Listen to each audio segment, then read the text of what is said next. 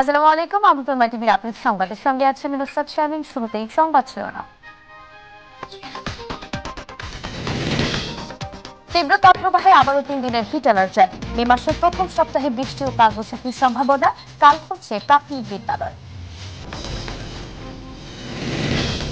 তীব্র গরমে জনগণকে সাময়িক স্বস্তি দিতে রাজধানীতে কৃত্রিম বৃষ্টি ছেটাবে ঢাকা উত্তর সিটি কর্পোরেশন। বিভিন্ন ওয়ার্ডে রাখা হবে 3 ভ্যান বিশুদ্ধ পানি। ক্ষমতায় যেতে বিদেশি প্রভুর দাসত্ব করছে বিএনপি বলেন ওবায়দুল কাদের। রাজনৈতিক চরিত্র হারিয়েছে আওয়ামী লীগ, মন্তব্য জিএম কাদেরের। কিশোরগঞ্জের নেপথ্যের কারিগরদের আইনের আওতায় আনা হবে জানিয়েছেন ডিএমপি কমিশনার। পুঁজিবাজার নিয়ে গুজব ছড়ানো চক্রের 3 সদস্য গ্রেফতার।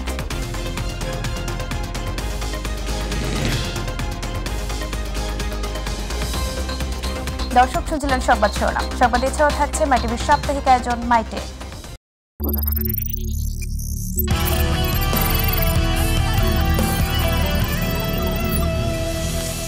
এবার জানাবো বিস্তারিত। তীব্র তাপপ্রবাহে ক্রমশ স্থবির হয়ে পড়ছে জনজীবন। চলতি মাসে তাপপ্রবাহের এ ধারা অব্যাহত থাকবে বলে জানিয়েছে আবহাওয়া অধিদপ্তর। চলমান এই অবস্থার কারণে আবারও 3 দিনের হিট ওয়েভ অ্যালার্ট জারি করা হয়েছে। মে মাসের প্রথম সপ্তাহে বৃষ্টিপাত ও কালবৈশাখীর সম্ভাবনা রয়েছে। তখন কিছুটা তাপমাত্রা হ্রাস পেতে পারে বলে জানিয়েছেন আবহাওয়া অধিদপ্তর। এদিকে প্রচন্ড গরমের কারণে হাসপাতালগুলোতে প্রতিদিনই বাড়ছে জ্বর, ডায়রিয়া সহ শ্বাসকষ্টজনিত রোগীর সংখ্যা। আবু সাইদপুর রিপোর্ট। চলতি বছরের ৩১ মাস থেকে এ পর্যন্ত টানা তাপপ্রবাহে পড়ছে সারা দেশ। ১৯৪৮ সাল থেকে ৭৫ বছরের ইতিহাসে এই প্রথম তাপের তীব্রতা দীর্ঘস্থায়ী হয়েছে। এর আগে ২০১৯ সালে টানা ২৩ দিন সর্বোচ্চ তাপপ্রবাহে পড়েছিল পুরো দেশ। যদিও গতকাল শুক্রবার দেশের সর্বোচ্চ তাপমাত্রা রেকর্ড করা হয়েছিল ৪২.৭ ডিগ্রি সেলসিয়াস চুয়াডাঙ্গায়, যা চলতি বছরের সর্বোচ্চ তাপমাত্রা। এমন পরিস্থিতিতে সব সরকারি বেসরকারি হাসপাতালগুলোতে বেড়ে চলেছে গরমজনিত রোগীর সংখ্যা। জরুরি বিভাগ থেকে শুরু করে হাসপাতাল চত্বরে আগত রোগীদের ভিড় ছিল চোখে পড়ার মতো। প্রচন্ড গরমে তাদের অবস্থা হাঁসফাঁস। প্রচন্ড গরমে আমি একটা রোগী ঘামছে, ঘামার পরে বুকে জমা শ্বাসকষ্ট কষ্ট হচ্ছে। এই গরমের জন্য তো শ্বাসকষ্ট তার বেশি হচ্ছে, এই জন্য এখানে আসছে বক্ষব্যাধি চিকিৎসা নিতে। প্রচন্ড গরম নিয়ে কি বলছেন এই চিকিৎসক, আর পরামর্শ বা দিলেন কি? অল্প গরম বা ইয়াতেই আপনার আক্রান্ত হয়ে যাচ্ছে, তাদের সিমটমগুলো বেড়ে যাচ্ছে, কাশি বেড়ে যাচ্ছে, শ্বাসকষ্ট বেড়ে যাচ্ছে, জ্বর হচ্ছে। এই গরম থেকে বাঁচার আসলে একটাই উপায়, সেটা হচ্ছে যে অত্যন্ত প্রয়োজন ছাড়া আপনারা রোদের মধ্যে ঘরের বাইরে বের হবেন না। এদিকে আবহাওয়া অধিদপ্তর বলছেন তীব্র তাপদাহের কারণে ষষ্ঠ বুলেটিনে আবারও 3 দিনের হিটওয়েভ অ্যালার্ট জারি করতে যাচ্ছে বলে জানিয়েছেন আবহাওয়া অধিদপ্তর। তাপদাহ যে চলমান থাকবে এটা আপনার মে মাসের প্রথম দিক পর্যন্ত থাকবে। নতুন করে আবার হিটওয়েভ শুরু হবে এবং সেক্ষেত্রে নর্মালি হিটওয়েভ যেটা হয় আপনার 5 থেকে 7 দিন। যে হিটওয়েভ সতর্কবার্তা যেটা ছিল এটা পঞ্চম দফা দিলেন। দাবদাহের পর আগাম স্বস্তির বার্তাও। মে মাসের ফার্স্ট উইকের প্রথম দিকেই বিশেষ করে দেশের মধ্য অঞ্চল থেকে উত্তর পূর্ব অঞ্চল, উত্তর দক্ষিণ অঞ্চল বৃষ্টির ঘনঘটা দেখা যাচ্ছে। আবু সাদপু, মাই টিভি, ঢাকা।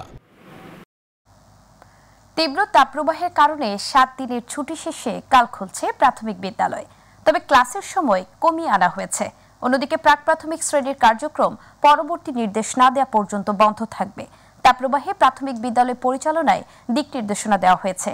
পরবর্তী নির্দেশ না দেওয়া পর্যন্ত সব পর্যায়ে অ্যাসেম্বলি বন্ধ থাকবে। আতিকুর রহমান তিতাসের রিপোর্ট। তীব্র তাপপ্রবাহের মধ্যে রবিবার খুলছে দেশের সব প্রাথমিক বিদ্যালয়, তবে প্রাক প্রাথমিক বিদ্যালয় বন্ধ থাকবে। শনিবার তীব্র তাপপ্রবাহে প্রাথমিক বিদ্যালয় পরিচালনায় দিক নির্দেশনা দেওয়া হয়েছে।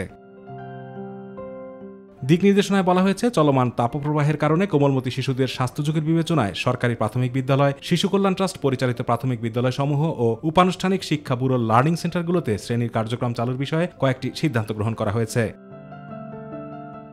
এর মধ্যে এক শিফটে পরিচালিত বিদ্যালয়গুলো প্রতিদিন সকাল 8টা থেকে বেলা 11:30 পর্যন্ত চলবে।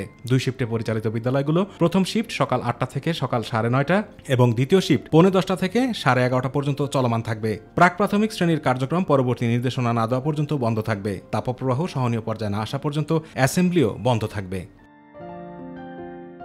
এর আগে গত বৃহস্পতিবার শিক্ষা মন্ত্রণালয় জানায় আগামী 28 এপ্রিল মাধ্যমিক ও উচ্চ মাধ্যমিক পর্যায়ে সব প্রতিষ্ঠান খুলছে। চলমান তাপপ্রবাহের কারণে শিক্ষা প্রতিষ্ঠান বন্ধ রাখায় যে শিখন ঘাটতি হয়েছে তা পূরণ করতে পরবর্তী নির্দেশ না দেওয়া পর্যন্ত শনিবারও শ্রেণী কার্যক্রম চলবে। আতিকুর রহমান তিতাস, মাই টিভি। তীব্র গরমে জনগণকে সাময়িক স্বস্তি দিতে রাজধানীতে প্রতিদিন 4 লাখ লিটার পানি দিয়ে কৃত্রিম বৃষ্টি ছেটাবে ঢাকা উত্তর সিটি কর্পোরেশন। নগরীর আগারগাঁওয়ে পানি ছিটানো কার্যক্রম উদ্বোধন শেষে কথা জানান ঢাকার উত্তরের মেয়র। গরম থেকে নগরবাসীকে কিছুটা স্বস্তি দিতে বিভিন্ন ওয়ার্ডে প্রতিদিন 3টি করে বিশুদ্ধ পানির ভ্যান থাকবে বলেও জানান আতিকুল ইসলাম। জাহিদ আহমেদ বাবুর রিপোর্ট। রাজধানীতে কোথাও দেখা মিলছে না বৃষ্টির। কাঠফাটা রোদের তীব্র তাপ আর গরমের কারণে অতিষ্ঠ জনজীবন। এমন পরিস্থিতিতে হঠাৎ বৃষ্টি, আর এটি ঢাকা উত্তর সিটি কর্পোরেশনের কৃত্রিমভাবে ছিটানো বৃষ্টি। এই বৃষ্টিতেই শিশু কিশোরদের সাথে ভিজলেন ঢাকা উত্তরের মেয়র। গরমের এমন প্রেক্ষাপটে রাজধানীতে বিভিন্ন স্থানে ওয়াটার স্প্রে দিয়ে 4 লাখ লিটার পানি ছিটানো কার্যক্রম চলবে বলে জানান আতিকুল ইসলাম। চিফ হিট অফিসার কিছু তারা সাজেশন দিয়েছে আমাদেরকে। সাজেশনের মধ্যে আছে মিস্ট, আর্টিফিশিয়াল মিস্ট তৈরি করা, কৃত্রিম বৃষ্টি তৈরি করা। আজকের থেকে 2টো গাড়িতে প্রায় 4 লক্ষ লিটার পানি আমরা ছিটাবো। আমাদের গাড়িগুলা 11টা থেকে বিকাল 4টা পর্যন্ত বিভিন্ন জায়গায় যাবে। এই গাড়িগুলো কিন্তু অলিতে গলিতে যেতে পারবে না, এগুলো থাকবে হলো মেইন রোডে থাকবে। আর অলিতে গলিতে যাওয়ার জন্য আমরা ব্রাউজার, অর্থাৎ রাস্তাটাকে আমরা ঠান্ডা করার জন্য সেই 10টা ব্রাউজার আমরা নামিয়েছি আমরা আজকের থেকে। জানান হিট অফিসারের পরামর্শক্রমেই নগরীতে এই পদক্ষেপ নেওয়া হয়েছে। নগরীকে সাময়িক ঠান্ডা রাখতে এই কার্যক্রম অব্যাহত থাকবে বলে জানান তিনি। যে আমাদের বিভিন্ন পার্কগুলোতে আমরা এই ধরনের কৃত্রিম বৃষ্টির জন্য অলরেডি মেকানিক্যাল ডিপার্টমেন্টকে বলেছি সবগুলা পার্কেও এই কৃত্রিম বৃষ্টিটা তৈরি করার জন্য এটির কাজ চলছে।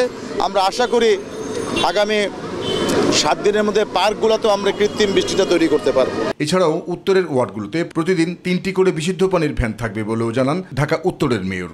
পানি খাওয়ার জন্য প্রত্যেকটি দোকানের সামনে, প্রত্যেকটি শপিং মলের সামনে যদি একটি করে ড্রাম, একটি করে যদি আপনারা মগ দিয়ে দেন, তাহলে কিন্তু নগরবাসী কিন্তু পানি খেতে পারবে। জাহিদ আহমেদ বাবু, মাই টিভি, ঢাকা। এবার অন্যান্য প্রসঙ্গ। দেশের জনগণকে তোয়াক্কা না করে বিএনপি ক্ষমতায় যাওয়ার জন্য বিদেশিদের দাসত্ব করছে বলে মন্তব্য করেছেন আওয়ামী লীগ সাধারণ সম্পাদক ওবায়দুল কাদের। শেরেবাংলা একে ফজলুল হকের মৃত্যুবার্ষিকী উপলক্ষে শ্রদ্ধা নিবেদন শেষে প্রশ্নের জবাবে তিনি এ মন্তব্য করেন। বিএনপির দলের মধ্যে গণতন্ত্র নেই বলে তারা দেশেও গণতন্ত্র দিতে পারবে না বলেও জানান ওবায়দুল কাদের। সাইদুর রহমান আবিরের রিপোর্ট। শেরেবাংলা একে ফজলুল হকের ৬২তম মৃত্যুবার্ষিকী উপলক্ষে ঢাকা বিশ্ববিদ্যালয়ের ৩ নেতার মাজারে তার সমাধিতে শ্রদ্ধা নিবেদন করে বাংলাদেশ আওয়ামী লীগ। প্রথমেই আওয়ামী লীগ সভাপতি ও প্রধানমন্ত্রী শেখ হাসিনার পক্ষ থেকে শ্রদ্ধা নিবেদন করা হয়। পরে দলের কেন্দ্রীয় নেতাদের সাথে নিয়ে শ্রদ্ধা নিবেদন করেন আওয়ামী লীগ সাধারণ সম্পাদক ওবায়দুল কাদের। এ সময় বিএনপির রাজনীতি নিয়ে সমালোচনা করেন ওবায়দুল কাদের। দাসত্বের বিষয়টি এই তকমাটা বিএনপির সঙ্গে লেগে আছে। তারা জনগণের সমর্থনকে তারা মূল বিষয় হিসেবে মনে করে না। তারা মনে করে যে বিদেশি প্রভুরা তাদের দাসত্ব করলে ক্ষমতা রক্ষা করা যায়, ক্ষমতায় যাওয়া যায়। বিএনপির দলের মধ্যেই গণতন্ত্র নেই বলেও মন্তব্য করেন তিনি। বিএনপিকে কোনো গণতান্ত্রিক দল আমি মনে করি। যেই নেতারা বড় বড় কথা বলেন তারা কবে দলীয় কাউন্সিল করেছে এবং তাদের কোথায় দলীয় কাউন্সিল হয়? 501 জনের জাম্বু জেট মার্কা কমিটি কোথায় মিটিং করবে? কাজে যারা নিজেদের করে যাদের গণতন্ত্র নেই তারা দেশে গণতন্ত্র প্রতিষ্ঠা করবে এ আশা আমরা করি। আওয়ামী লীগের শ্রদ্ধা নিবেদন শেষে শেরেবাংলা একে ফজলুল হকের সমাধিতে শ্রদ্ধা নিবেদন করেন আওয়ামী লীগের সকল সহযোগী সংগঠনের নেতৃবৃন্দ। সাইদুর রহমান আবির, মাই টিভি, ঢাকা। একদলীয় শাসন কায়েম করতে আওয়ামী লীগ কাজ করছে বলে মন্তব্য করেছেন বিরোধী দলীয় নেতা জাতীয় পার্টির চেয়ারম্যান গোলাম মোহাম্মদ কাদের। রাজধানীতে দলটির বর্ধিত সভায় এ মন্তব্য করেন তিনি। আন্দোলনে পরাস্ত বিএনপির জাপার উপর দোষ চাপিয়ে নিজেদের ব্যর্থতা ঢাকতে চেষ্টা করছে বলেও জানান কাদের। মাহবুব সৈকতের রিপোর্ট। রাজধানীর রমনা ইঞ্জিনিয়ারিং ইনস্টিটিউশন মিলনায়তনে বর্ধিত সভার আয়োজন করে জাতীয় পার্টি। বিভিন্ন জেলা ও মহানগর নেতাদের বক্তব্যে উঠে আসে বিগত জাতীয় সংসদ নির্বাচন ও দলের বিভক্তি সহ রাজনৈতিক নানাবিধ প্রসঙ্গ। আওয়ামী লীগকে বিশ্বাস করে বারবার তার পায়ে তলে আপনারা যাবেন, ঐক্য করে, সে ঐক্য তো হতে পারে না। জাতীয় পার্টির নেতা ও কর্মীদেরকে আজকে তারা রাজনীতি করতে দিচ্ছে না। একটি বিশেষ বাহিনী আমাকে ফোন করে বলেছিল তুমি 4 লক্ষ ভোট পেলেও পাস করতে পারবে না, সেদিনই আমি নির্বাচন প্রত্যাহার করেছি। উদ্বোধনী বক্তব্যে দ্বাদশ জাতীয় সংসদ নির্বাচনে অংশগ্রহণের প্রেক্ষাপট তুলে ধরেন পার্টির চেয়ারম্যান। চাপ আসুন যে যদি আমি নির্বাচনে না যাই তাও নির্বাচন হবে এবং নির্বাচনে জাতীয় পার্টিকে নিয়ে যাওয়া হবে। আমার নেতৃত্বে নয় বা আমার সঙ্গে যারা থাকবেন তাদের নেতৃত্বে নয়, আমরা আমাদের রাজনৈতিক মঞ্চ হারাবো। নির্বাচন পরবর্তী সময়ের রাজনীতি এবং সংসদের বিরোধী দল নির্বাচন করা নিয়ে ক্ষমতাসীনদের ভিন্ন পরিকল্পনা ছিল বলেও মন্তব্য করেন তিনি। পচা সরা মরা এগুলোকে নিয়ে আবর্জনা নিয়ে ওনারা গৃহপালিত বিরোধী দল তৈরি করার চেষ্টা করছেন। কিংস পার্টিগুলো কি হয়েছে? এগুলো তো কথা ছিল গৃহপালিত বিরোধী দল হবে। দেশের সর্বস্তরেই এখন বিরাজনীতিকরণ চলছে বলেও অভিযোগ বিরোধী দলীয় নেতার। আওয়ামী লীগের কথা আমি বলি, তারা একটা একদলীয় শাসন ব্যবস্থা চালানোর চেষ্টা করছে। এগুলো হলো বিরাজনীতিকরণ। এই বিরাজনীতিকরণ হলো মুক্তিযুদ্ধের চেতনার সর্বাত্মকভাবে বিপক্ষে। এই কাজ হয়েছে আওয়ামী লীগ, তারা রাজনৈতিক দলের চরিত্র হারিয়ে ফেলেছে।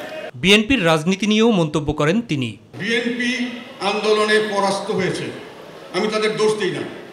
আমি সহানুভূতিশীল, দেশের স্বার্থে তারা কিছু কাজ করতে চেয়েছিল, তারা সফল হয়নি। বিএনপি জামাত দিনরাত আমি বেঈমান, আমি গেলাম জন্য নির্বাচন হলো, আমি না গেলেই নির্বাচন ভণ্ডুল হয়ে যেত, তারা আবার ক্ষমতা আসতেন ইত্যাদি ইত্যাদি। আমি নির্বাচনে যাই আর না যাই, নির্বাচন গ্রহণযোগ্য হোক আর না হোক, যে পরিস্থিতিতে এখন আছে এখন গ্রহণযোগ্য হয় নাই, সেই রকমই থাকতো এবং এইরকমই দেশ চলতো, এইভাবে সরকার চলতো। ভবিষ্যতে দলের মনোনয়ন নিয়ে কেউ ব্যক্তি স্বার্থে অন্য দলের প্রতীক বা নেতার নাম ব্যবহার করলে তাদের বিরুদ্ধেও হুঁশিয়ারি দেন গোলাম মোহাম্মদ কাদের। ভবিষ্যতে অ্যালাউ করা হবে না। মাহবুব সৈকত, মাই টিভি, ঢাকা। কিশোর গ্যাং প্রতিরোধ এবং প্রতিকারে নেপথ্যে থাকা মদতদাতাদের আইনের আওতায় আনা হবে বলে জানিয়েছেন ডিএমপি কমিশনার হাবিবুর রহমান। কিশোর গ্যাং প্রতিরোধে রাজনৈতিক সদিচ্ছা এবং সামাজিক আন্দোলন নিয়ে বিতর্ক প্রতিযোগিতায় প্রধান অতিথির বক্তব্যে এসব কথা বলেন তিনি। মহিবুল কাদেরের রিপোর্ট। কিশোর গ্যাং বর্তমান সমাজে একটি আতঙ্কের নাম। সম্প্রতি রাজধানী ঢাকাসহ সারা দেশেই কিশোর গ্যাংয়ের অপতৎপরতা হুহু করে বাড়ছে। কিশোর গ্যাং এখন গণমাধ্যমে নিয়মিত খবর। শহর থেকে গ্রাম, পাড়া মহল্লা, অলিগলিতে গ্যাং পার্টির উৎপাতে জনমনে বিরাজ করছে এক ধরনের আতঙ্ক। এমন অবস্থায় কিশোর গ্যাং প্রতিরোধে রাজনৈতিক সদিচ্ছা ও সামাজিক আন্দোলন নিয়ে বিতর্ক অনুষ্ঠানে প্রধান অতিথি ছিলেন ডিএমপি কমিশনার হাবিবুর রহমান। অনুষ্ঠানে সাংবাদিকদের প্রশ্নের জবাবে ডিএমপি কমিশনার জানান, রাজধানীর বিভিন্ন এলাকায় কাউন্সিলরদের সহযোগীরা কিশোর গ্যাংয়ের পৃষ্ঠপোষকতা করছেন, এমন তথ্য পেয়েছে ডিএমপি। কাউন্সিলরের যিনি সহযোগী রয়েছেন তিনি অবশ্যই কিশোর নন, তিনি প্রাপ্তবয়স্ক বা পূর্ণবয়স্ক যেটি বলেন সেটি, কিন্তু তার অধীনে কিছু সে সংরক্ষণ করে বা সে মেনটেন করে, এরকম কিছু লোকজন আছে যারা সে কিশোরদের নিয়ে চলে। এই যে রাজনৈতিক যে উপনেতা বা পাতি নেতা আপনারা বলেন, সেই সমস্ত নেতৃবৃন্দকে কিন্তু পুলিশ বিভিন্ন সময় থানার ওসি বা জোনাল যে এসি থাকেন বা ডিসি সাহেব থাকেন, তাদেরকে শাসানো বা তাদেরকে যাতে এগুলো না করে সেই ধরনের ব্যবস্থা গ্রহণ করার কার্যক্রম কিন্তু চলমান রয়েছে। ডিএমপির 50টি থানার মধ্যে 10টিতেই কিশোর গ্যাংয়ের দৌরাত্ম্য রয়েছে স্বীকার করে কমিশনার বলেন, এটি প্রতিরোধে সবার আগে পরিবার ও সমাজকে গুরুত্বপূর্ণ ভূমিকা পালন করতে হবে। আমাদের 50টি থানা রয়েছে, 50টি থানার ভেতরে কেবল মিরপুর, মোহাম্মদপুর, উত্তরা এবং যাত্রাবাড়ির দিকে এই কয়েকটি এলাকায় আমরা বেশি কিশোর অপরাধী দেখে থাকি। এবং সেই যদি আমি থানার সংখ্যা বলি তাহলে 50টি থানার ভিতরে 10টির বেশি না যে থানায় কিশোর অপরাধীদের আমরা উপস্থিতি খুঁজে পাই। তিনি আরও জানান, রাজধানী জুড়ে থাকা কিশোর গ্যাংয়ের যে সকল সদস্য রয়েছে তাদেরকে চিহ্নিত করা হয়েছে। পর্যায়ক্রমে আইনানুগ ব্যবস্থা নেওয়া হবে। তাদের কিন্তু প্রত্যেকটাকেই আমরা চিহ্নিত করেছি এবং আমাদের কাছে সেগুলোর তালিকা রয়েছে। মহিবুল কাদের, মাই টিভি, ঢাকা। ইন্টারনেট ব্যবহার করে সামাজিক যোগাযোগ মাধ্যম সহ বিভিন্ন মাধ্যমে পুঁজিবাজার নিয়ন্ত্রক সংস্থা এবং শেয়ার বাজারের দাম নিয়ে অপপ্রচার চালানো চক্রের 3 সদস্যকে গ্রেফতার করেছে ডিএমপির গোয়েন্দা বিভাগ। ডিএমপির মিডিয়া সেন্টারের সংবাদ সম্মেলনে অতিরিক্ত কমিশনার হারুনুর রশিদ জানান, চক্রটি ফেসবুক অনলাইন গ্রুপে শেয়ারের দাম নিয়ে কারসাজি ও গুজব ছড়ানো ছাড়াও বিভিন্ন কোম্পানির নামে অপপ্রচার চালাতো। পুঁজিবাজারের নিয়ন্ত্রণকারী সংস্থা এবং বিভিন্ন শেয়ারের দাম নিয়ে কারসাজি করে এবং গুজব রটনা করে, এই কারসাজিকারী এবং গুজব রটনাকারীদের 3 জনকে গ্রেপ্তার করার পরে আমরা এই সকল তথ্য আমরা পেয়েছি। দর্শক, যাচ্ছি সংবাদ বিরতিতে, ফিরে এসে যা থাকছে। থাইল্যান্ডের ব্যবসায়ীদের বাংলাদেশে বিনিয়োগের আহ্বান পররাষ্ট্রমন্ত্রী। 2 দেশের মধ্যে বাণিজ্য ও বিনিয়োগের সম্ভাবনার উপর গুরুত্ব আরোপ। নির্বাচন কমিশনের প্রতি আস্থা রাখার জন্য ভোটারদের প্রতি আহ্বান জানিয়েছেন নির্বাচন কমিশনার রাশেদা সুলতানা।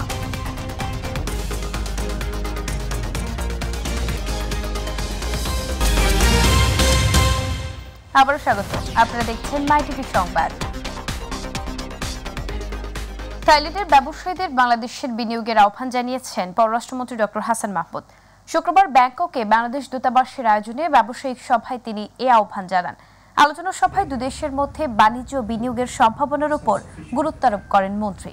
গত 15 বছর আর্থ-সামাজিক উন্নয়নের সকল সূচকে বাংলাদেশের উল্লেখযোগ্য অগ্রগতি এবং স্বল্পোন্নত দেশের মর্যাদা থেকে সফল হওয়ার বিষয়টি প্রধানমন্ত্রী শেখ হাসিনার দূরদর্শী নেতৃত্বের জন্যই ঘটেছে বলেও জানান পররাষ্ট্রমন্ত্রী। নির্বাচন কমিশনের প্রতি আস্থা রাখার জন্য ভোটারদের প্রতি আহ্বান জানিয়েছেন নির্বাচন কমিশনার রাশেদা সুলতানা।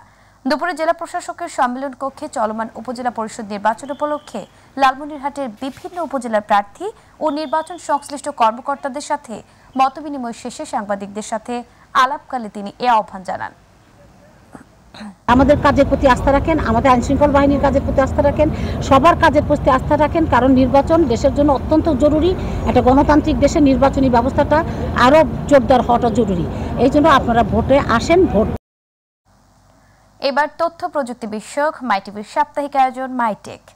প্রযুক্তির উৎকর্ষের সাথে সাথে মানুষ এখন যোগাযোগের মাধ্যম হিসেবে হাতের স্মার্টফোনটির উপরই সবচেয়ে বেশি নির্ভর করে থাকে। আর এই সুযোগটাই নিচ্ছে মোবাইল প্রস্তুতকারী প্রতিষ্ঠানগুলো, যা এখন বিশ্বব্যাপী $1000 কোটি বাজার তৈরি করেছে। ক্রেতা আকৃষ্ট করতে প্রতি বছরই বাজারে আসে নতুন অনেক ফিচার সংবলিত মোবাইল ফোন। চলতি বছর বাজারে আসা মোবাইল ফোনের বিস্তারিত জানাচ্ছেন মহিবুল কাদের। চলতি বছরে বাজারে কি কি নতুন ফিচারের ফোন এসেছে তা জানতে উদ্গ্রীব হয়ে আছে অনেক ব্যবহারকারী। বাজেট বান্ধব হবে নাকি আকাশচুম্বী দাম, এ নিয়ে আলোচনা চলছে অনেকের মাঝেই।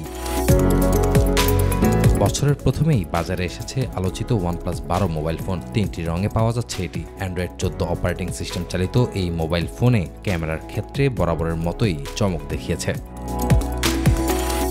বাজারে এসেছে আরেক আলোচিত phone Samsung Galaxy S24 AMOLED quad HD panel এবং এর পিক ব্রাইটনেস লেভেল 2500 নিটস, যা অ্যাপেল 15 সিরিজের থেকেও বেশি। এছাড়া 2023-এর শেষ ভাগে বাজারে আসে Xiaomi 14 মডেলের এই ফোনটি। আলোচিত এই ফোনটি ভিডিও রেকর্ডিংয়ের সময় 360 ডিগ্রি সাউন্ড রেকর্ড করতে পারে। তবে বাজারে নতুন এসব ফোনের দাম লাখ টাকার ঘরে। মহিবুল কাদের, মাই টিভি, ঢাকা। গত বছরের 28 অক্টোবর রাতে ডেমরার দেইল্লা বাসস্ট্যান্ডে অসীম পরিবহন বাসে অগ্নিকাণ্ডের মূল হোতা মনির মুন্সি সহ 3 জনকে আটক করেছে সিটিটিসি। দুপুরে ডিএমপি মিডিয়া সেন্টারে সংবাদ সম্মেলনে কথা জানান সিটিটিসি প্রধান আসাদুজ্জামান। তিনি জানান, জনমনে আতঙ্ক ছড়াতে সিনিয়র নেতাদের নির্দেশেই বড় ধরনের নাশকতার পরিকল্পনা করে আসামিরা। অগ্নিসংযোগে ব্যবহৃত একটি গাড়ির সূত্র ধরে আসামিদের গ্রেফতার করা হয়েছে। তাদের সঙ্গে আর কে কে জড়িত আছে তাও খতিয়ে দেখছেন বলে জানান তিনি। তার নেতাদের কাছ থেকে নির্দেশনা পাওয়ার পরে মনির মুন্সি তার সেই পরিকল্পনা বাস্তবায়নের জন্য এই শাহেদকে ডাকে এবং দুইজনে মিলেই পরিকল্পনা করে যে আরও কিভাবে এমন কোনো ঘটনা ঘটানো যায় যাতে জনমনে ব্যাপক আতঙ্কের সৃষ্টি হয় এবং তাদের যে উদ্দেশ্য সেই উদ্দেশ্য সাধিত হয়। গতকাল এবং আজকে মিলে দুটা গেম সিনারি আমরা খেললাম, আলহামদুলিল্লাহ আমরা খুবই ভালো খেলেছি, আমাদের ব্যাটাররা খুব ভালো ব্যাটিং করেছে, বোলাররাও খুব ভালো করেছে। সো এই দুটা সিনারি আমাদের ম্যাচগুলোতে কাজে লাগবে মেন ম্যাচ। দর্শক, সংবাদের শেষ প্রান্তে আমরা, তবে যাবার আগে সংবাদ শিরোনামগুলো জানিয়ে দিচ্ছি আরো একবার। তীব্র তাপপ্রবাহে আবারও 3 দিনের হিট অ্যালার্ট জারি। মে মাসের প্রথম সপ্তাহে বৃষ্টি ও কালবৈশাখীর সম্ভাবনা, কাল খুলছে প্রাথমিক বিদ্যালয়। তীব্র গরমে জনগণকে সাময়িক স্বস্তি দিতে রাজধানীতে কৃত্রিম বৃষ্টি ছেটাবে ঢাকা উত্তর সিটি কর্পোরেশন। বিভিন্ন ওয়ার্ডে রাখা হবে 3 ভ্যান বিশুদ্ধ পানি। ক্ষমতায় যেতে বিদেশি প্রভুর দাসত্ব করছে বিএনপি, বললেন ওবায়দুল কাদের। রাজনৈতিক চরিত্র হারিয়েছে আওয়ামী লীগ, মন্তব্য জিএম কাদেরের। কিশোর গ্যাংয়ের নেপথ্যের কারিগরদের আইনের আওতায় আনা হবে, জানিয়েছেন ডিএমপি কমিশনার। পুঁজিবাজার নিয়ে গুজব ছড়ানো চক্রের 3 সদস্য গ্রেফতার।